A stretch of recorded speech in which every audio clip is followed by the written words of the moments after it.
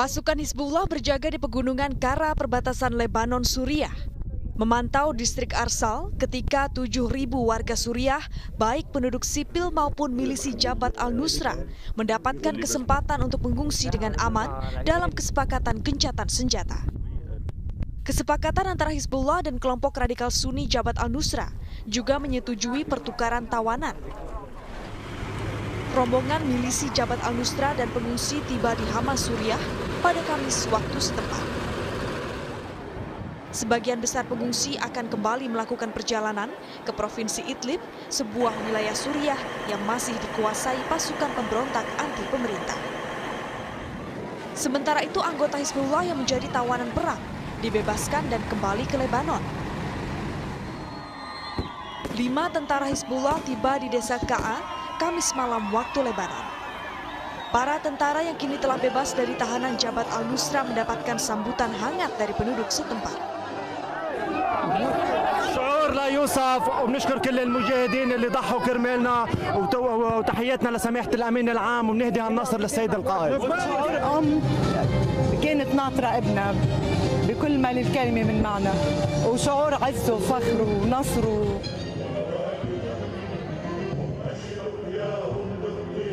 Gencatan senjata berlaku pekan lalu setelah pasukan Hizbullah dan militer Suriah merebut Gurun Arsal dari tangan Jabhat al-Nusra.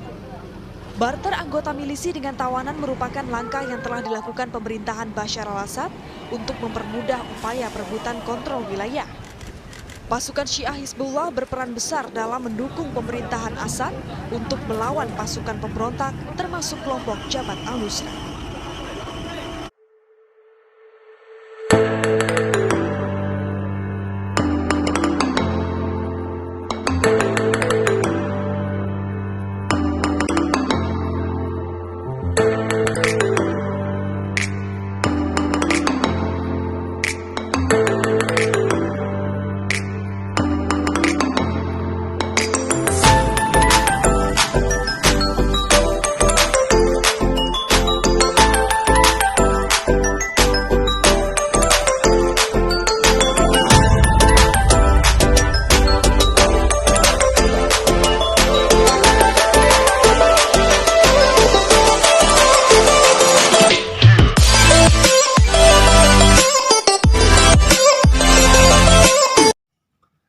Assalamualaikum warahmatullahi wabarakatuh.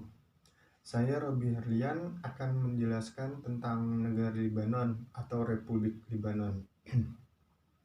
Negara Lebanon adalah sebuah negara yang terletak di timur tengah benua Asia bagian barat. Luas wilayah negara Lebanon seluas 10.400 km persegi dengan jumlah penduduk 6.229.794 jiwa. Mayoritas penduduk Lebanon adalah etnis Arab. Selain itu, mayoritas agama di negara Lebanon adalah agama Islam dan agama Kristen. Agama Islam sendiri berjumlah 54% dan agama Kristen sendiri berjumlah 40,5%. Selanjutnya, Lebanon merupakan salah satu negara di dunia yang memiliki jumlah penurunan penduduk yang cukup besar. Jumlah penurunan penduduk tersebut sebesar 1,1% yang dikarenakan pengungsian penduduk Lebanon ke negara lain. Selanjutnya, negara Lebanon berbatasan negara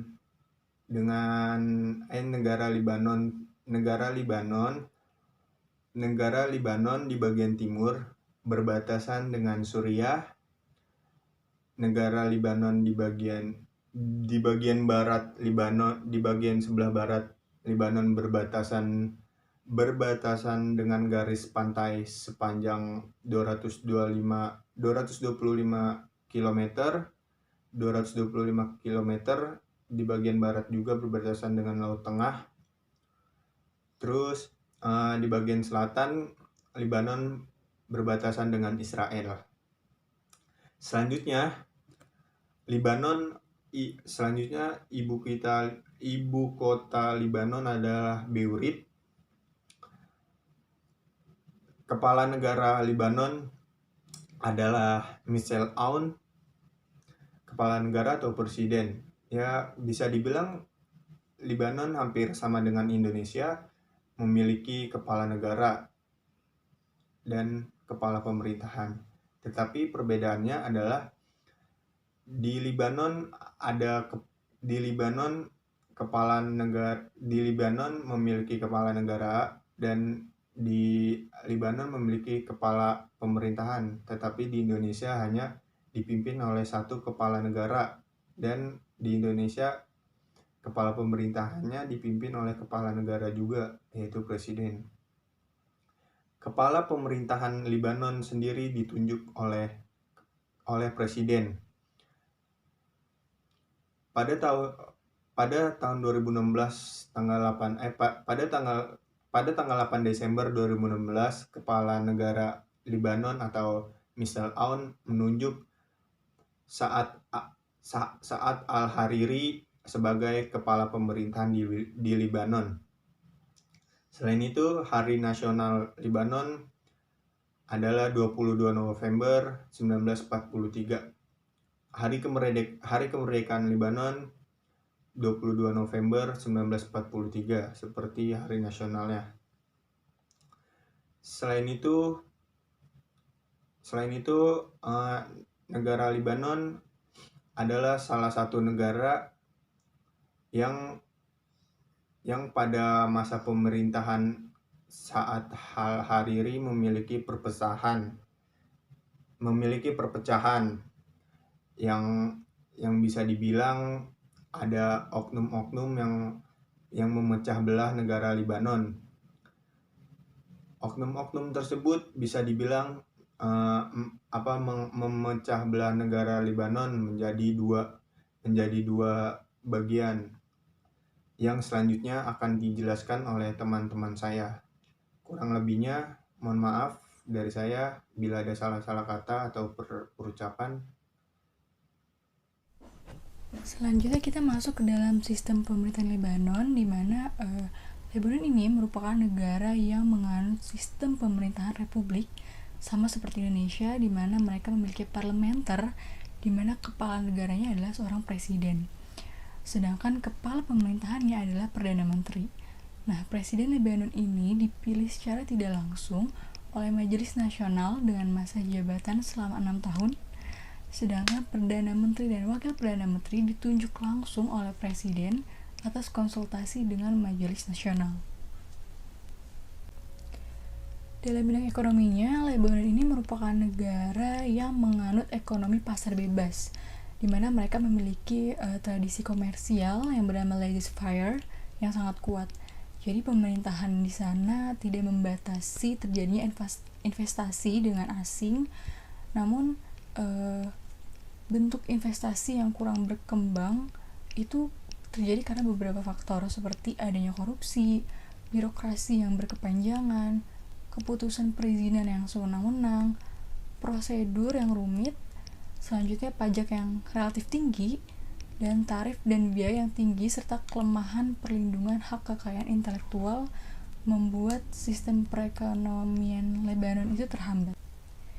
Dalam pendapatan domestik bruto, Lebanon memiliki pendapatan per kapita sebesar 19.500 US dollar, dan industri-industri yang mendukung perekonomian Lebanon itu seperti perbankan, pariwisata, konstruksi dan properti, pengolahan makanan, wine, perhiasan, semen, tekstil, produk kimia dan mineral, produk kayu, pengolahan minyak, dan fabrikasi logam. Assalamualaikum warahmatullahi wabarakatuh. Saya Rianti Zarotul. Pada slide keempat ini, di negara Lebanon terdapat suatu organisasi yang bernama Hezbollah. Organisasi tersebut didukung oleh negara Iran. Hezbollah dalam bahasa Arab berarti Partai Tuhan. Hezbollah merupakan organisasi politik dan militer yang sangat kuat di Lebanon, yang mana Sebagian besar anggotanya berasal dari kaum Syiah. Munculnya Hizbullah yaitu adanya dukungan keuangan dari negara Iran pada tahun 1980-an dan memulai perjuangan untuk mengusir pasukan Israel dari Lebanon. Hizbullah merupakan anggota terkuat dari blok oposisi pro-Suriah Lebanon yang diadu domba melawan pemerintah pro-Barat yang dipimpin oleh Saad Hariri. Washington sudah lama menyatakan Hizbullah sebagai organisasi teroris dan menuduhnya melakukan destabilisasi Lebanon setelah pasukan Suriah ditarik. Kemudian menyusul pembunuhan terhadap mantan Perdana Menteri Lebanon, Rafik Hariri. Awal mula Hizbullah dituduh sebagai teroris yaitu saat Amerika Serikat menetapkan putra pemimpin Hizbullah yang bernama Jawad Nasrullah masuk dalam daftar teroris global. Departemen Luar Negeri Amerika Serikat menuduh Jawad Nasrullah melakukan serangan terhadap Israel. Menteri Keuangan Amerika Serikat Sigel Mandelker mengatakan bahwa Hizbullah adalah proksi teroris untuk rezim Iran yang berusaha merusak kedaulatan Irak dan mengguncang Timur Tengah. Pada tahun 1983, militan yang kemudian menjadi anggota Hizbullah diperkirakan merencanakan serangan bom bunuh diri yang menewaskan sekitar 241 marinir Amerika Serikat di Beirut. Ujian terbesar Hizbullah datang pada pertengahan 2006, yaitu ketika para pejuangnya menangkap 2 tentara Israel dalam serangan lintas perbatasan sehingga menewaskan beberapa orang. Insiden tersebut memicu perang sengit selama sebulan dengan Israel yang berakhir dengan gencatan senjata. Selanjutnya saya akan membahas tentang kebijakan di negara Lebanon. Hizbullah yang merupakan milisi Syiah Lebanon dinilai telah melakukan intervensi ke sejumlah negara Arab, terutama di Suriah dan di Irak. Hal ini dinilai sebagai salah satu pemicu serangan teroris di Lebanon. Pada tahun 2015 dan 2016, di Lebanon terjadi 6 kali insiden teroris yang dilakukan oleh An-Nusra dan faksi-faksi yang berkonflik.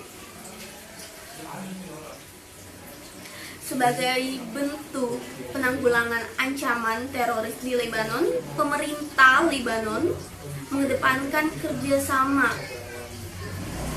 dengan negara-negara lain level internasional yang melibatkan Republik Islam Iran dan Rusia untuk memberantas terorisme.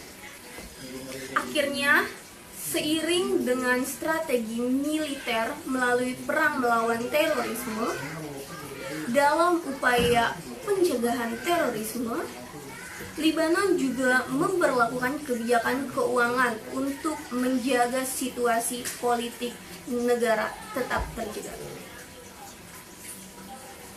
Salah satu kebijakan tersebut adalah mengenai kebijakan pencucian uang.